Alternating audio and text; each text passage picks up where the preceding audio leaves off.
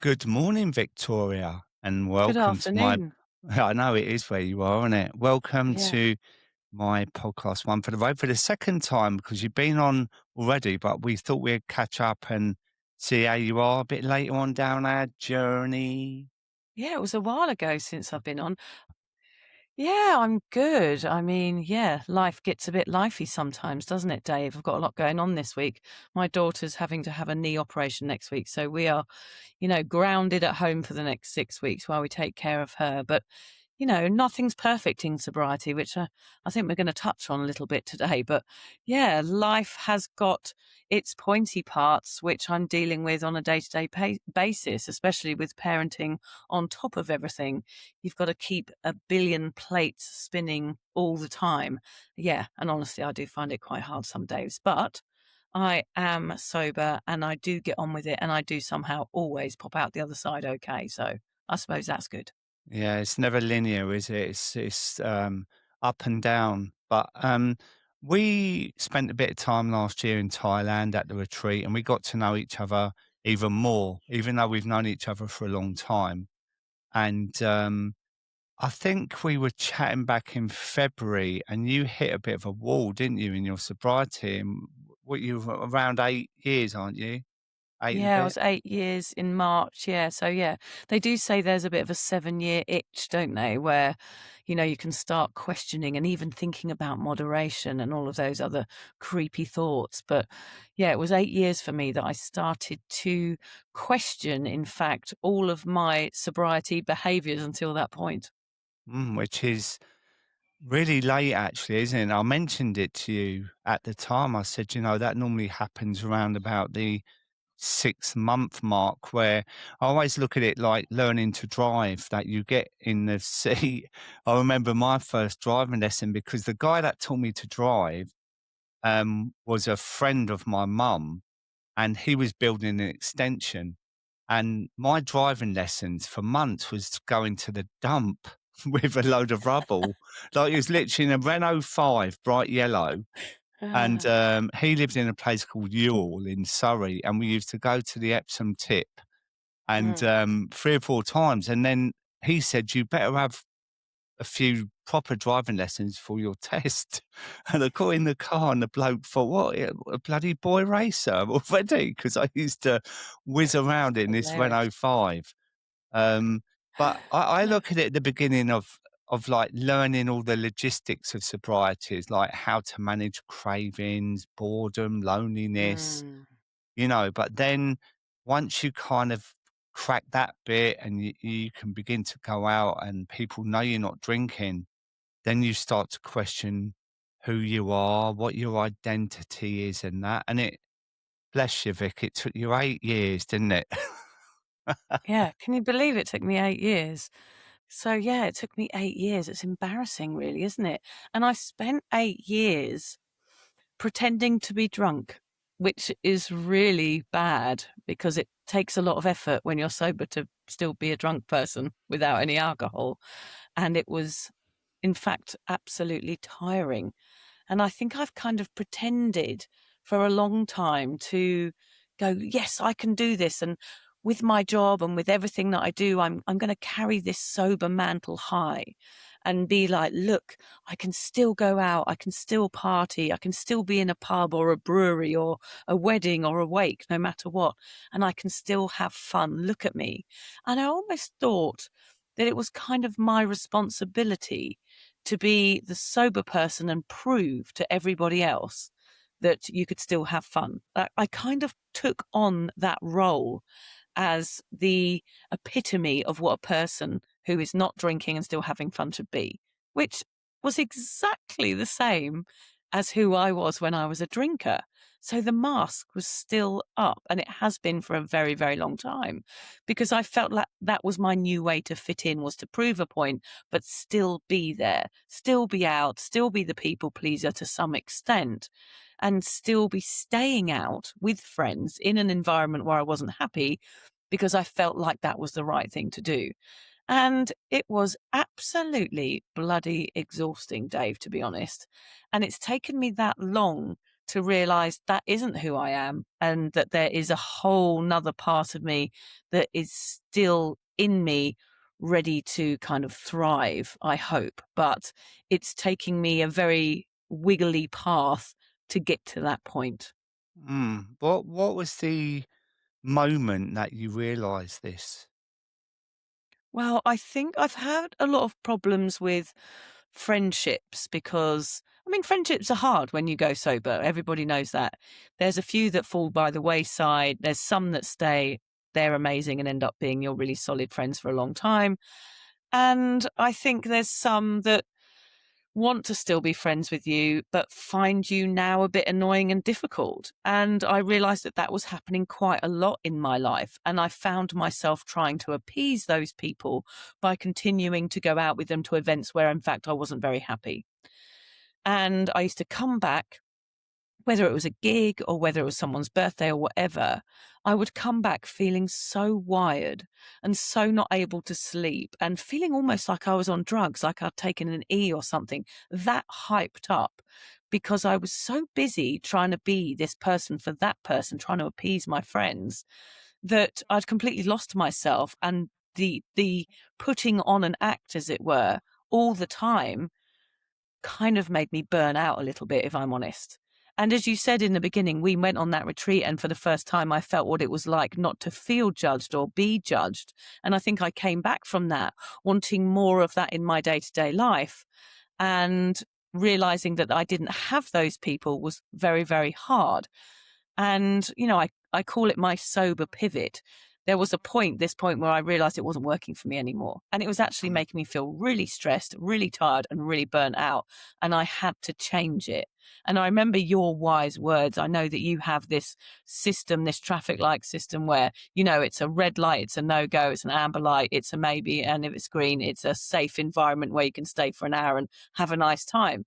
And I think my light, Dave, has been on red all the time, that I shouldn't be going to things, but because I have put myself in a position where I thought I needed to prove a point, I kept on going, which was detrimental to my mm. own physical and mental health, actually.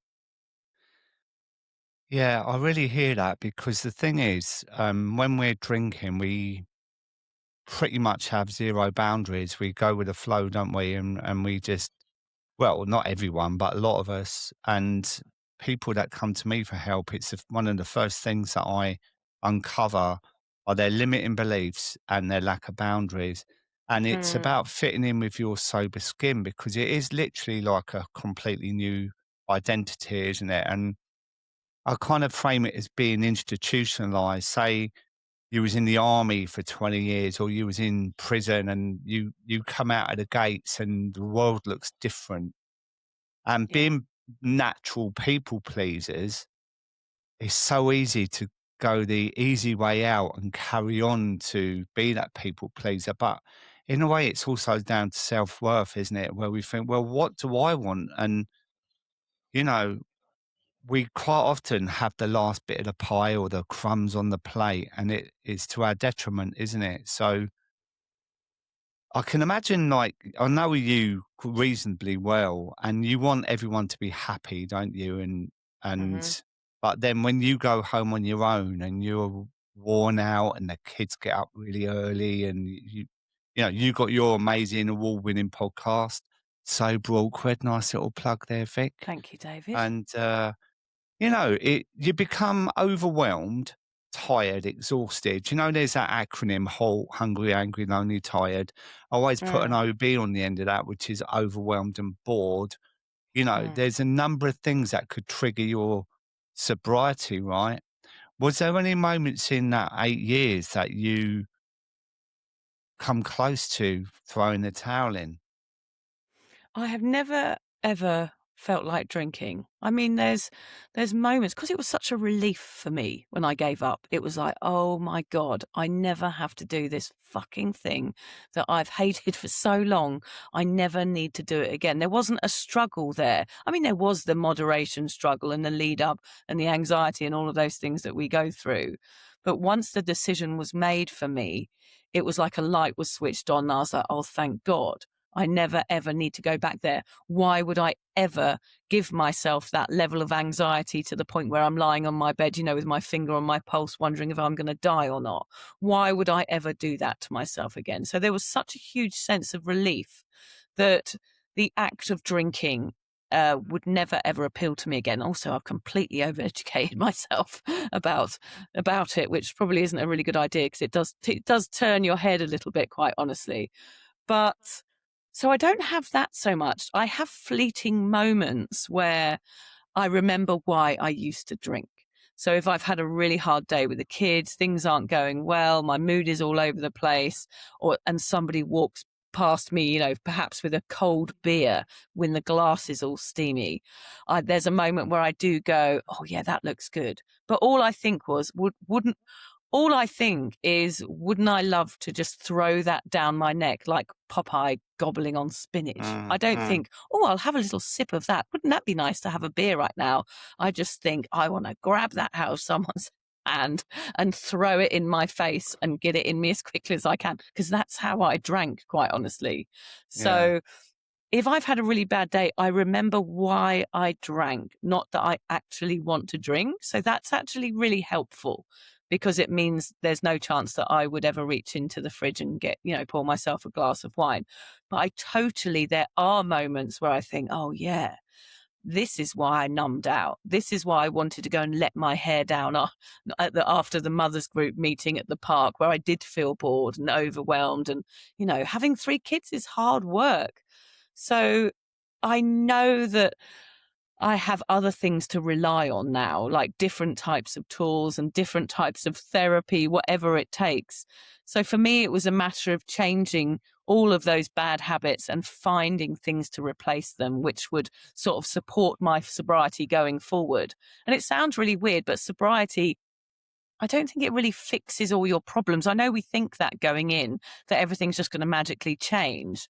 But for me, it has definitely revealed all my problems, which sounds awful, but it's actually kind of where the changes happen. And that's where the changes have happened for me, is understanding that it's a continual path and that Mm, it is wibbly wobbly. And I am all over the place some days, but I'm kind of enjoying that, strangely enough. And I do have shit days, but I like learning, and I like learning new ways of making myself happy. And wouldn't it be lovely, Dave, if somebody handed you a piece of paper, like as soon as you go sober, a certificate or something that just said, well done, you're now healed. Well done. All the work is done. Fantastic. But I don't feel like the work will ever be done. And I'm learning more about myself now than ever because of perimenopause.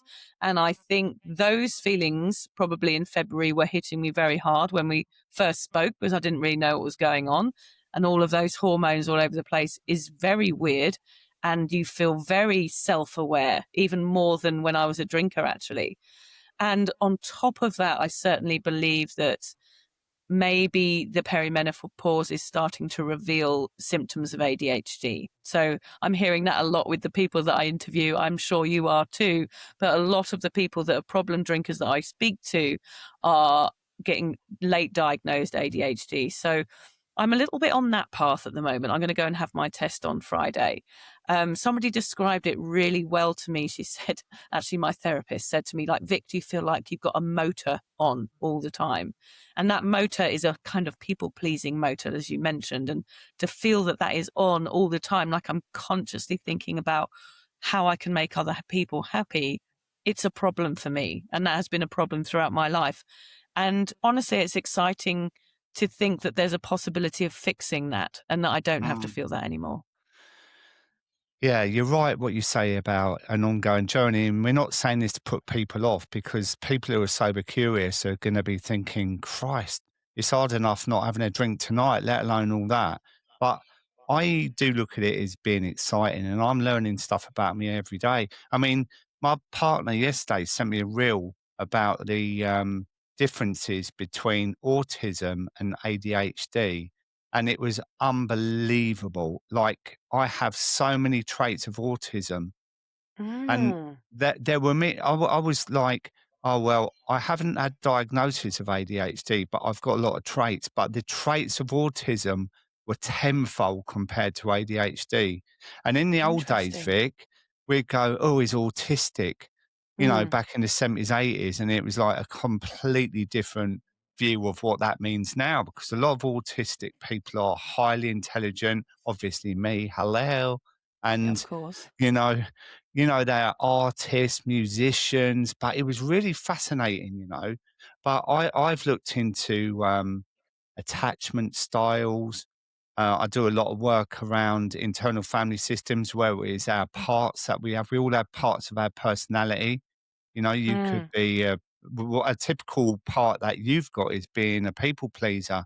And I'd Yeah. love to explore where that comes from. And that could be from a little girl growing up, you know, Mm. I know always looking exactly where it after comes from. people. I know exactly where it comes from, Dave. There was a situation at school where I had two best mates and I turned up for school and they ran away from me and they never spoke to me again. And since that point, I always come back to it. I come back to it in therapy. I come back to it on podcasts when people ask me, like, why do you think you're like that? And I do. It is a real moment in time where not only from that point did I want to make new friends, but I wanted to entertain them and I wanted to keep them. And it meant that I put my own needs aside for the sake of others and sort of abandoned myself because I was scared of that ever happening again and people not liking me and feeling how I felt when I saw my best friends run away from me and them never speaking to me again.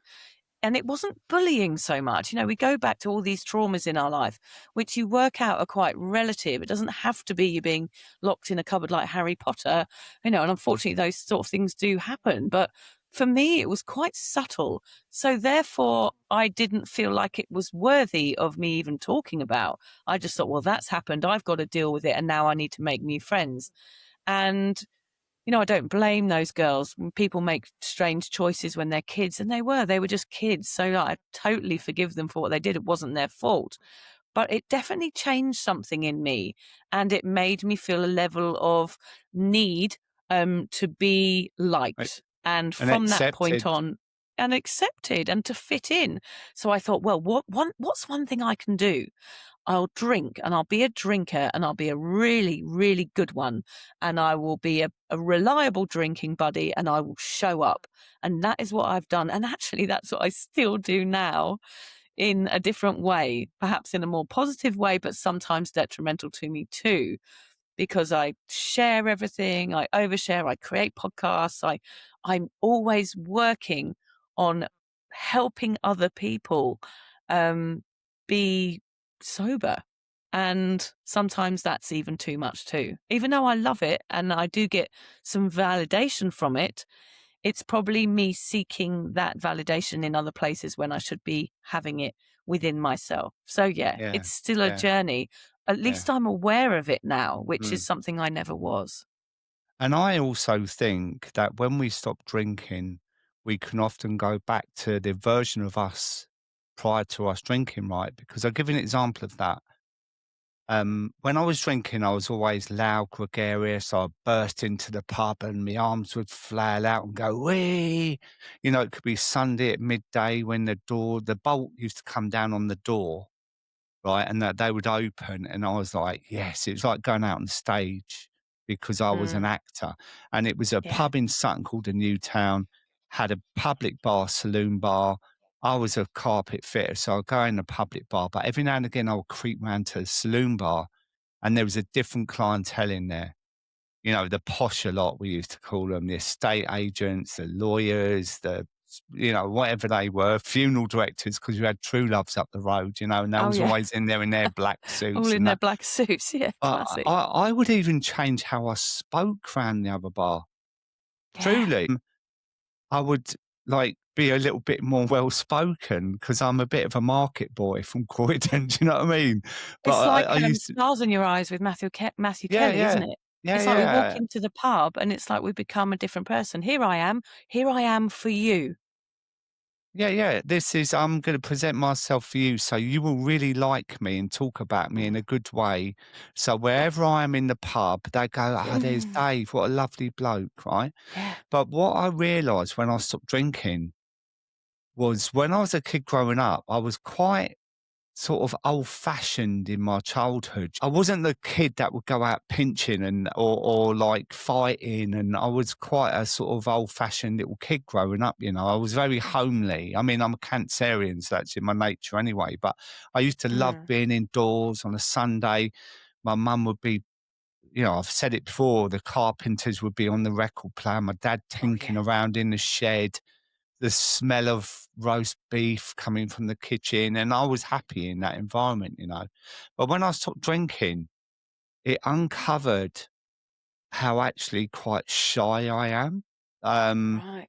and even on our retreat, that when we all turned up and we had that meal on the beach and that, you might think, oh, Dave, yeah, he's a laugh and he's that. But actually, I'm really quite shy. And I have to Mm. work hard at being, in a way, s- sociable. Do you know what I mean? Because I'm quite introvert, and it really shocked me when I stopped drinking Mm. because I played this role. It's like being in EastEnders for 40 years, and they've written me out or they killed me off, and all of a sudden I'm Mm. standing there, and I've hung up my uniform on the coat peg and walked out of Elstree Studios, and it's like, okay, then now what? But I had to look at it in a way of, well, look, this is about you being you, your true, authentic self now. So Yeah. strap in and get cracking kind of thing. Do you know what I mean? Yeah, you are a bit like Dirty Den, actually. Remember Oh, Dirty Den? thank you. I'm glad. Like, I I'm was the hoping Ange. you'd say like Dan. Do you remember Dan Craig Fairbrass? Like a bit more like hunky, but fucking dirty No, Den. you're Thank. no, I actually look a bit like Grant Mitchell, so I don't know what I'm Well, with a wig. Yeah, yeah. saying. But I do know you what you see what I mean, though. mean? Like Yeah, I and then that made it hard for me to socialise without a drink because I had to really push myself through the comfort zone of walking into a place. And but do you know what I used to do? I used to do a bit of stalking, right? I'm not like that, but with the power of social media and the internet, you can find out what people are doing. Like in the old days, you would go out and have something to talk about at the end of the day because you didn't have mobiles or anything like that, yeah, right? But true. now you can go on social media and see if they got a new job or they've played a Yeah. sport or what. And I used to kind of prepare myself to go in and go, oh, so you've been doing this week, and used to break the ice, you know. What, that you did that when you were a drinker or when you were sober? No, when I got sober and I had to go to Yeah. social events, so I kind of had a little plan rather than Yeah, go that's in so and be good. like a rabbit in the headlights. I used to Yes. think I need backup to know what to talk about as soon as I get in there. Otherwise, I'm going to shy away and be like a lost Yeah. soul in the corner, you know. But it's like this obsession of how other people think about us, isn't it? It's a constant social nightmare because you're never going to know. Even if someone thought you were a tosser on that night, even though you'd asked them about their recent tennis match or whatever it was, and you showed an interest in them, there's always a chance that that person is going to walk away and think, oh, that fucking Dave, oh, I don't know what he's talking about, blah, blah, blah. And actually, I think I've spent a lot of my life sort of catastrophizing what people thought of me and spending far too much time mentally in this space where I think people think badly of me. And it's not healthy. It's not good for me. And it's only now that's what's happening actually is that I'm learning to have those boundaries and not care what people think because I can't control it and to try and just be myself and hope that that's enough. I mean, learning that it is enough is the journey, but I hope it's getting there. And, I really do find this stuff very, very difficult. Actually, when I had a camping weekend years ago with a load of sober people, it was one of the first sober events I'd ever done. And we all gathered on the first night. Nobody knew each other. It was the first time meeting, and we were all a bit nervous, and we stood around and you could see everybody holding on to their fizzy water, just standing there going, oh my fucking God, this is the most awkward thing I've ever experienced in my life. And a lot of them had never, ever socialized without a drink before. So it was really a challenge. And I sort of jumped in the middle of them, of course, because I felt like that was my job to do it and just say, look, everybody, this feeling that we're feeling now is exactly why we drank. And let's push through it. Let's feel it and sit with it for a moment and recognize it and understand that we're all in the same boat and let's push through it. And luckily, our mm, mate Anita was there and did a quiz and we all relaxed and everything was fine. And I think when you're a drinker, you don't realize that you can push through these moments and learn and be sociable without having a drink. And it takes you to not have a drink to learn that. And then when you're in it, unfortunately, you just go, well, let's have another one. Let's have another one. And it makes that feeling a lot easier to feel. And no wonder it's so addictive is because we're so in ourselves. And I think alcohol takes that away just momentarily. It takes that feeling of not fitting in out of us. And that is very, very appealing to someone like me. yeah. Lowers your inhibitions, doesn't it? It's like takes away this social anxiety, and that's, like when we look at limiting beliefs, I could list probably 20 off the bat, Mm. and one is like, how am I going to go out and socialize? How am I going to enjoy myself? I've got a wedding coming up. How can I do that? And how can I dance? But last year at the retreat, when we did that, dancing, like with the headphones on, what's it called? Silent Oh, yeah, disco, silent wasn't it? disco. Oh, my God. That's And just, like I yeah, literally danced like Mr. Bean. And when you said that, I thought, "Oh my God, I wanna die." But yeah, it was so much fun, wasn't it? It was so much fun watching people as well with their eyes shut in their yeah, own world. yeah, It was a real highlight of the retreat. And, yeah. And that's how doing life should be, isn't it? Is to shut ourselves down. I think that's what that is, that silent disco stuff, Dave. It's like it shuts you down from the opinion of others. For some reason, when you put those headphones on, it's just an amazing banging tune. You're Mm, just like, okay, I can be in my body. And I think that's what I'm not doing enough. And that's why I enjoy like silent disco so much, is because I just feel totally free when I do it.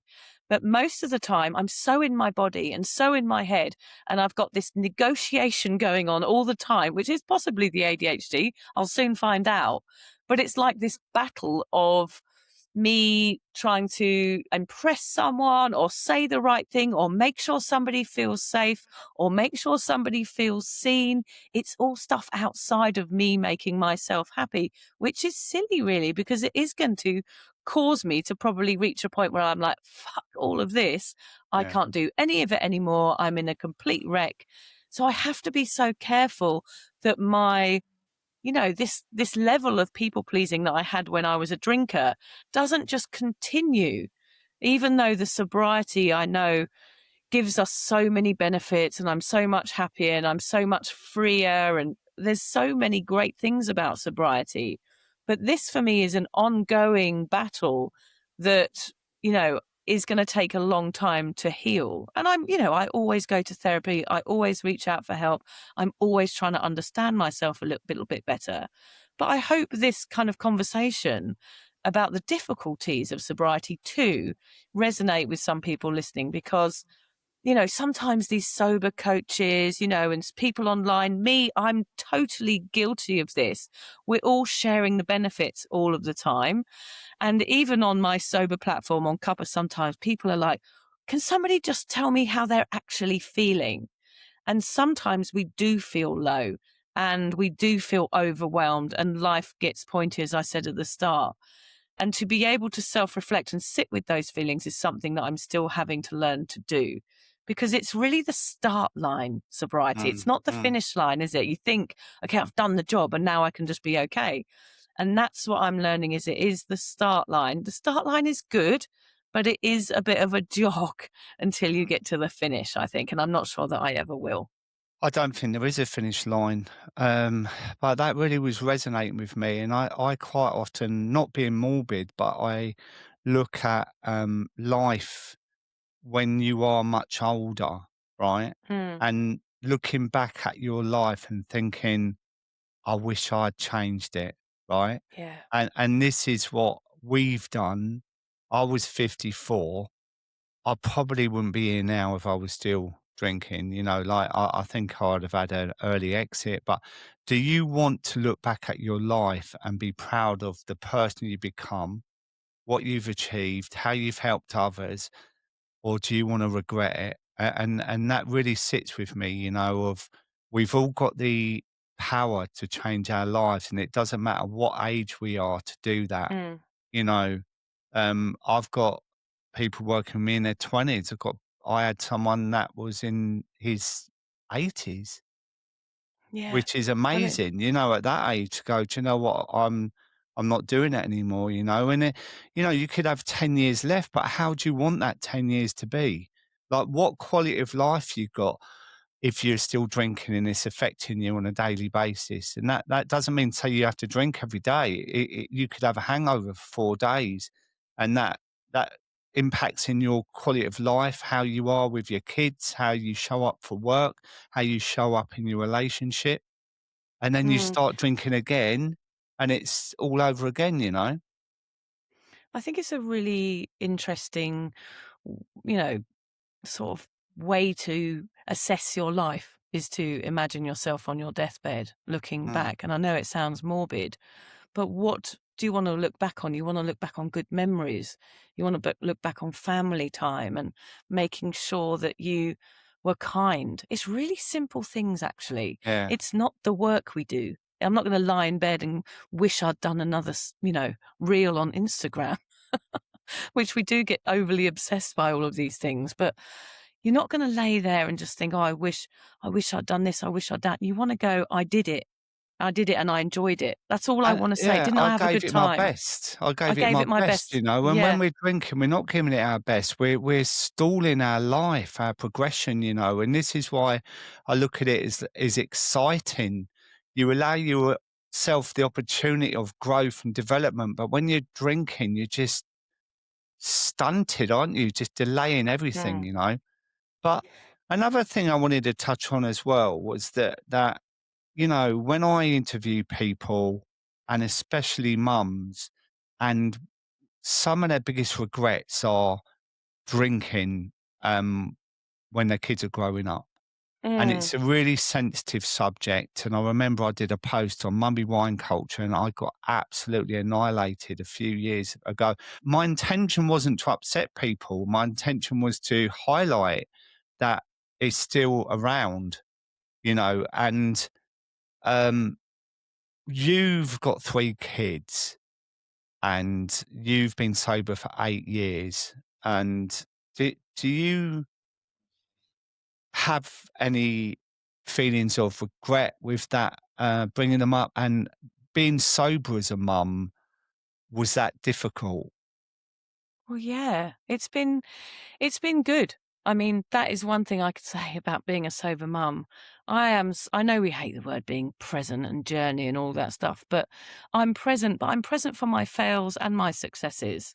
So I just like to be there for them no matter what. It's nice to know now that if anything happens that I can drive them to the hospital or I can come to their show or I can do anything that they need me to do. It's not to say that I'm perfect or that I do everything well. I don't. I shout too much. I don't do cleaning enough. Like I hate anything like that. But I am a very present parent and I will look back and go, well, I actually did a good thing. But yeah, when I was a drinker, my kids were so little still. I had a baby at 34. I had a glass of champagne in the hospital with my first child, and then struggled with trying to moderate for the 4 years until I had my second child. I actually decided to have a second child because my anxiety from my drinking was getting so much worse with the guilt and shame of the hangover that I thought, oh, maybe I'll just have another kid and that will give me 9 months of sobriety and that will give me a really good window in to start this properly or to become a better drinker, which is what I actually wanted to do. So I went into therapy after having my second child and gave up drinking then and had a third child in sobriety. But so my children were only 4 and 6 weeks old when I stopped drinking forever. So they will never ever know me as a drinker. They will never remember me having a drink. It is not going to be something that will be part of their lives. But I often think about that, how weird it is because all of their friends' parents, they go around their houses, everybody drinks, everyone's having wines in the afternoon, and it's really normalized everywhere else.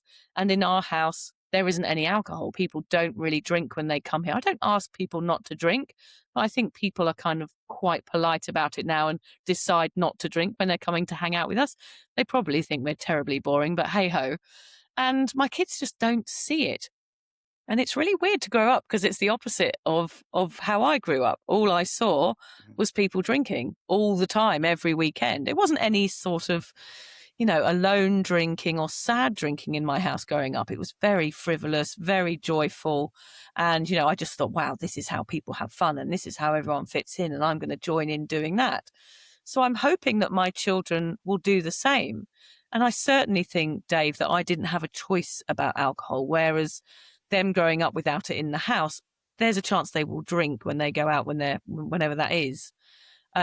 But I certainly do think now that I have given them a choice, which is very, very different to my experience with my family. So, yeah, you have to ask me in what? I don't know. My eldest is 14 now. So there are friends that are drinking in his year. There's people smoking weed. It's all starting. And I do wonder about it, but you'll have to ask me in a couple of years' time to see how that's gone. I know some friends are letting their kids, drink at home and they say it's safer. And I'm just like, I just don't think I can do that. I don't know how you dealt with it, but I am going to find that very, very difficult. Yeah. Well, for me, the age gap, well, I mean, when I was married, Emma had sort of younger kids when I gave up, and George is now 32.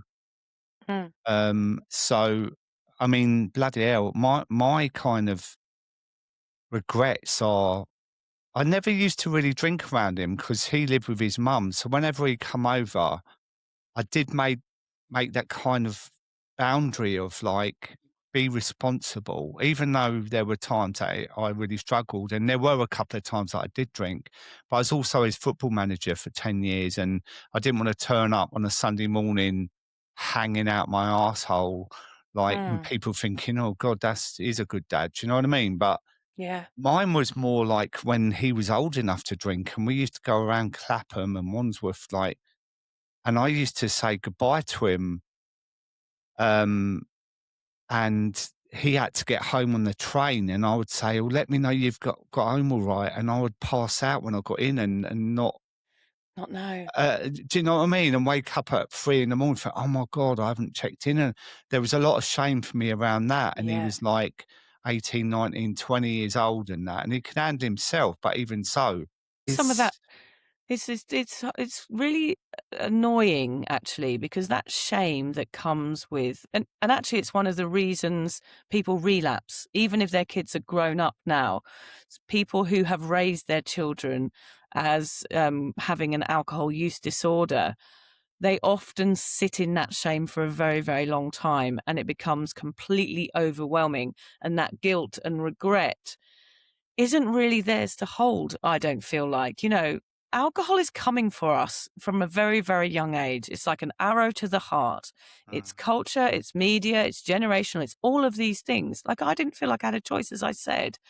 And, this is the culture that we're in. And some people can seem to be able to drink and stop at 1 or stop at 2, and some people can't.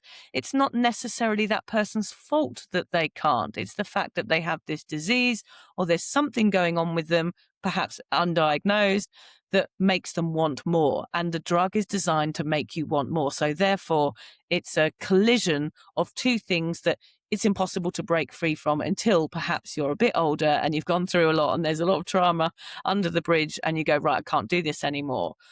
And then this guilt pops up and this shame about our past. And it's something I've not suffered with, I must say. I have totally owned my past. There was a lot of mistakes. There was a lot of shit that I did. And of course, mummy wine culture on top of that. I was the mm, perfect candidate to let my hair down at the weekends and have these rewards and be part of a new culture. And actually, I could create a culture wherever I went. It didn't matter who I was with or where I was. I could bring that culture with me because that's what I wanted to do. But that shame and guilt, man, it is really destructive and it's really unhelpful. And people blame themselves. But, try and take the blame away off those shoulders a little bit. The government makes so much money out of taxing alcohol and shoving it under our noses in every direction.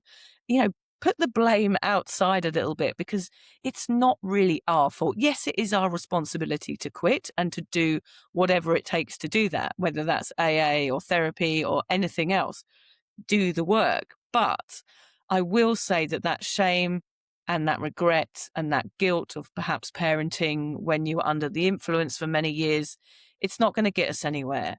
And once you can leave that in the past and move on from it, that's when your sobriety will really like 10x and, make you feel proud of the changes you've made. And there's nothing more kind of, what's the word, empowering, or what a brilliant message for your kids is like, yes, I did do that. I'm sorry. It was shit, but look at me now.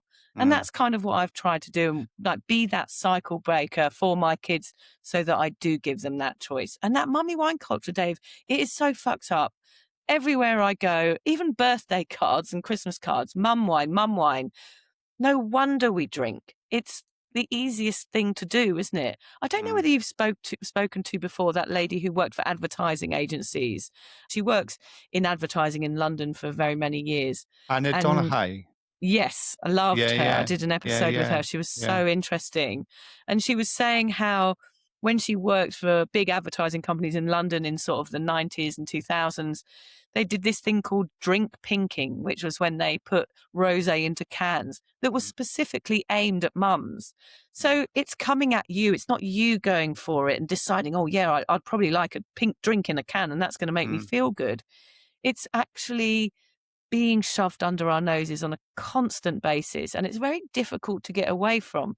And really, these companies are preying on people who Uh, who perhaps have a tendency to overdrink, and that was it who I was for it sure. got worse than that actually because, when I was chatting to her, it was around the days of the Wicked Blues, those kind of drink, the hooches and whatever, right? Yes, So they were orange aiming them hooch, at yeah, the, teenage girls, 14, 15 years old, and then it says, right, now they're basically hooked on these.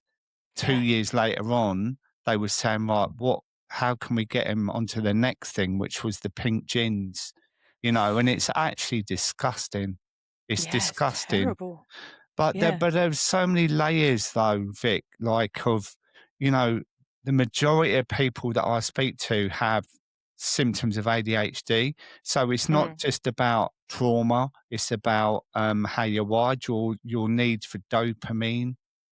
yeah, um, it could be environmental. You could be in a toxic marriage, or a job you hate, and you turn into drinking because it's an addictive substance. You yeah, drink more and more. On a Friday night, you might get stuck into the second bottle and go, "Do you know what? I've got tomorrow off," and then you wake up and you've ruined your day off. mm, But going back to the shame cycle is like, this is why we need to speak about it more, and people need to reach out, join groups, have conversations, because when you hear people that have similar stories, it reduces the shame, because we yeah, live with it inside our head and it can eat you alive. Do you know what I mean? And that can keep you in the spiral of drinking because you can't handle the emotions of it. All I can say is that the day I stopped drinking was the start of my new life. And that was 7.5 years ago now. And there's not a day that I regret being sober ever. It's the no, best single thing I've done for myself. And, yeah, and, same you know, here. and it's been a roller coaster. It hasn't been easy for me. I've gone through a divorce. I've moved a few times, which is stressful. But I'm in a good place now. And we've got our lovely retreat coming up. And last year was fantastic. Me and Nicky from Australia, he was a lovely guy. It was just us as men there, wasn't it? Oh, yeah, there's only two blokes there, wasn't there? Yeah, Yeah, you got but all it the was attention, great. you two. Yeah, but it was great, and this year is going to be fantastic. And are you looking forward to it? Well, I just think like this conversation talking about like these feelings, like how we feel socially and how we are trying and learning and thinking, all of that actually went away that week just because I knew that everybody was the same as me. And I didn't have to explain. I didn't have to say why I wasn't drinking or talk about alcohol. And always when I'm out nowadays, I'm like an alcohol therapist. People have had a few wines and they're like, oh, Vic, I don't normally have this many, and start trying to talk to me about their own consumption when I'm just trying to have dinner. I'm like, oh, I just get so bored of it. And actually, what the funny thing was on our retreat, Dave, was that no one actually mentioned alcohol. I was thinking about it the other day. No one really talked about it. Yes, there were moments in the writing group where we shared our stories. That was a moment in time, which was probably my highlight, actually. But outside of that, we weren't like, well, how much did you drink and when did you drink and what did you do? I think we already knew. We didn't have to Mm. have those conversations. We've all got to a point in our lives where we've got sober and here we are. Let's just have a fucking good time. And Yeah. that's what it felt like. It felt like my nervous system was regulated for the first time ever. All of the self talk fell away and I was able to be myself for the first time in bloody years. And I absolutely loved it. I don't actually care whether anyone else had a good time, even though they did. I Yeah. was just having the best time ever. And the week went so quick Mm. and everybody was so lovely. I just came away going, right, I just want to do that again. And it's almost been hard, like the time in between. I think from now on, my life is going to be either me on the retreats or the time in between them. Don't Mm. tell my children that because obviously I leave them. But that's nice for me too, honestly. And I'm Yeah. leaving them for 2 weeks this year. Yeah, And no. you're going to be coming with me to run one, which is going to be amazing. I'm looking forward to it. You're coming with the wisdom, and I'm coming with the bad dance moves, apparently. Well, yeah. But do you know what? It's interesting when you hear the word retreat because a lot of people are doing them these days, and I didn't even really look at it like a retreat. I looked at it like a sober holiday because Mm. we had such a laugh, didn't we? And that day we did that boat trip where it's torrential rain, Oh, wasn't it? that It was was the absolutely, best. it was such a laugh that day. Um, but Yeah. yeah, we're doing a lot this year, aren't we? And I'm going to be doing one-to-ones as well and Yeah. doing a sharing circle, which are really powerful actually. To sit in a Yeah. circle, it's a great way of connecting. And the good thing is, you don't have to do any of it, do you? If you want to No, you just do sunbathe, whatever if you you want want. to go off and do your own Yeah. thing, there's no sort of Mm. commitment. And that's what I love about it. I'm looking forward to it and it's exciting, and people talk about sobriety being boring. And, I'm a realist, right? And it can be because Yeah. life is so up and down when you're drinking, it's chaotic. And then when you become sober, it levels out, right? And you've paid your tax bill on time and you know what's going on next Tuesday at 6 o'clock. You know, Mm. and it's so nice to have these things in the diary to look forward to. And, um, we all need fun in life, don't we? And something to look forward to. And it's also, but it's hard, I think, in early sobriety, like going back to the beginning of our podcast and talking about 8 years in. I think it takes you almost that long to work out what you enjoy and what you want to do. And that's where I'm at. That's all this is for me at the moment, this sober pivot, and I'm not understanding myself and feeling like I don't fit in. It's me working out what works for me. And I'm getting much better at that rather than working out what works for everybody else. Yeah. I'm kind of honing it back in and bringing it back to me and going, okay, what actually makes me feel happy? Going on holiday, being with my family, and being with a few good mates. That's Mm, literally it. I don't have the time. I don't have the nervous system or the capacity to anymore spend time with people that don't get me or I don't get them. It's not working. And it's been hard because I've had to put up a few boundaries with people that, that it just wasn't working for me anymore. And I had to say to them, I'm sorry, I'm not going to be at that event. You're not going to see me, especially if they've got unstable drinking habits. I'm like, no, I'm just not going to support this. I'm not going to enable this. I'm out. Difficult situations where I live, because for the first time in my life, I'm not people pleasing, which mm. is a step in the right direction. And that's taken me a long time. And sobriety, I agree with you, Dave. I can't imagine what my life would have been like now if I had carried on drinking. Imagine I've got 3 beautiful kids. I would not be present. I would not be here. I would be preoccupied with where my next mummy wine was coming from. And I would be living with a lot of shame and regret. And I don't have Yeah. that anymore. And it's pure joy but not to say that I feel that pure joy on a moment to moment basis. For me, it's an up and down line. Mm. Hopefully, a lot of it is on this content middle line. And if it's not, well, I'm sure I'll pop out the side having learned something. That's always my plan.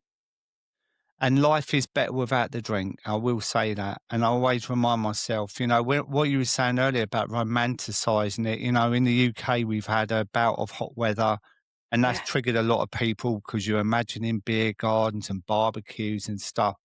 But I always say be really real about the language you use, right? Because quite often we could say, "Oh, I just fancy a beer with me beef Mm, burger or whatever." Well, it's not a beer, is it? It's never going to no. be a beer if we have a problem with drinking. It's going to be 10. And you're going to Yeah. wake up in the morning regretting it, looking at your phone. Oh my Yeah. God, have I sent that text message? Oh, play Sweating. the tape forward. That's always Always been my play it favourite. forward. Yeah, play it forward, yeah. It's such a good term. I was gonna get a little cassette tape tattooed on my arm with "play the tape forward." It's like at Christmas, it was never the one glass of Baileys.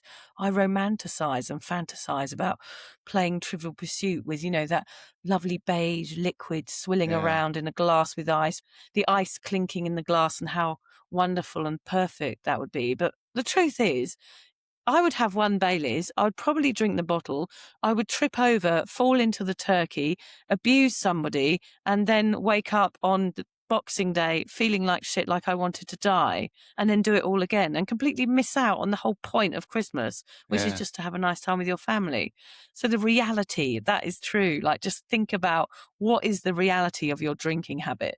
Is it Mm. fun or frivolous, or does it make you act like a complete lunatic, which it certainly did me? Yeah, but if you want to be more subtle about it, I always say to people, try not to compare to anyone else, right? Because quite often you could look at me and go, well, I never drank a litre of vodka a day, but you don't have to, because if it's compromising your life, right, it's not good for you. And we talk about grey area drinkers now where you're not drinking every day, or you can go all week without thinking about a drink, but Friday comes and you're down in 2 bottles of wine, Saturday, 2 bottles of wine with Yeah. lunch Sunday. Or you might go a month, but you just cannot give up. You'll have a binge at the end of a month. If it affects you in any way, just have a think about it and think, Mm, right, what would it feel like in a month or two's time if I ate really healthily, I got some proper sleep, I did some exercise, and I didn't drink, right? How would I feel? How would my relationships be? How would my mental attitude be? Would you be more positive? Would you have more energy at work? Life will look better, and then see how you feel at the end of that and go, well, should I do another week? So, I always say yeah. it's a good leveler to take a break to see what your actual relationship with alcohol is. But all the Yeah. time you're dipping your toe in the water, you're never going to give yourself that chance. But anyway, we Yeah. could chat forever. But listen, if anyone's interested in joining us in October in Thailand for the retreat, I'm going to put all the details in the show notes. Vic, it's been an absolute joy.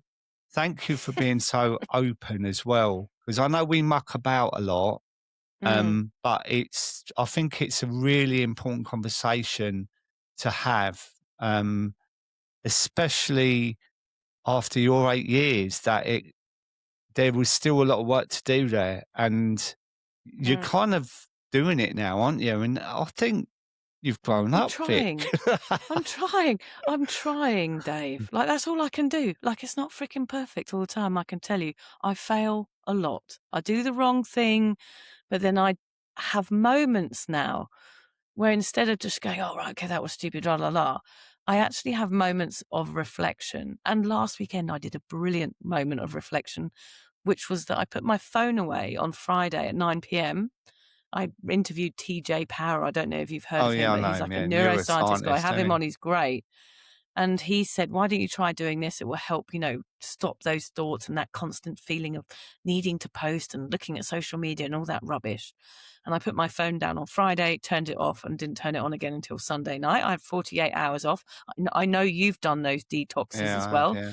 So things like that, for me, it's taking action. And mm, it's like the same as my sobriety journey. It got to a point where I had to take action. And for me, things have to go bad before they go good. I have to get, really overweight before I decide to go on a diet. I have to eat, eat really badly before I eat well. I have to be unfit before I decide to go to the gym. This is how I work. I have to reach these moments of my life and go, right, this isn't working and I need to change. And that's when I make these pivots. And it's mm, always the right choice because, I can't get worse than I already am. So I'm always leading on to the next thing, which is great. And yeah, having some time off social media, eating well, going for a run, which I've never done. I don't know why I said that. Just doing stuff that helps you, really simple stuff mm. sometimes. And actually, for me, that can be as simple as going to turn the kettle on when I'm feeling overwhelmed and just sitting with a cup of tea and calming down. It's as simple as that. I don't have to go do a meditation. Yeah. It's just small little tweaks in my life that make me feel better in the moment and then making better choices after that instead of just jumping straight in and doing something I regret. Yeah, I love that. The book Atomic Habits, he talks about the Yeah. 1% change, you know what I mean? And it's you Yeah. like I think for me, when I got sober, I thought I need to find something to replace my chaotic drinking with. So I climbed to mountains and run a Yes. 10K and all this business. But you don't have to do that. You could sit there and do a jigsaw puzzle or Lego Yeah. or just go for a little walk somewhere. It doesn't have to be extreme. And Yeah. once I realized that, it was a game changer for me because I was always trying to compare. And I need to Hmm. find something that's like jumping out of a plane or, Yeah. do you know what I mean? And you Yeah, don't, totally, totally know what you mean. you just have to It's settle into it. And it yeah, took you 8 years, but hey, yeah. It took a long but, time. It's but still going on. It's a toxic culture that, like, feeling that you've got to go for a 20-mile run every single day to feel good. That's not true. You no, can just go for half an hour and, not have your stroll. phone with you and Yeah, feel better. yeah. Doesn't have to be that. Luckily, No. it's not a 20-mile run, Dave, because otherwise you and me would be fucked. Yeah, absolutely. I don't mind walking, but running, nah, it's not my Yeah, no thing. thanks. No. Yeah. Oh, well, look, it's been absolutely lovely seeing you, Vic, and thank you so much for sharing today. Yeah, my And pleasure. be well, and I will see you on the Yeah. other side of the world in We can October. hold hands at sunsets and everything, can't we? I don't know Can we? about Is that, that allowed? but I have to ask my husband if that's allowed. We're allowed to hold hands, surely. we probably will in the silent disco, eh? All right, No, my hands will be up in the air. oh, yeah, yeah, yeah. I'll do the playlist this year. All right, Vic. Thanks a lot. Cheers, Take mate. Bye. care. Bye.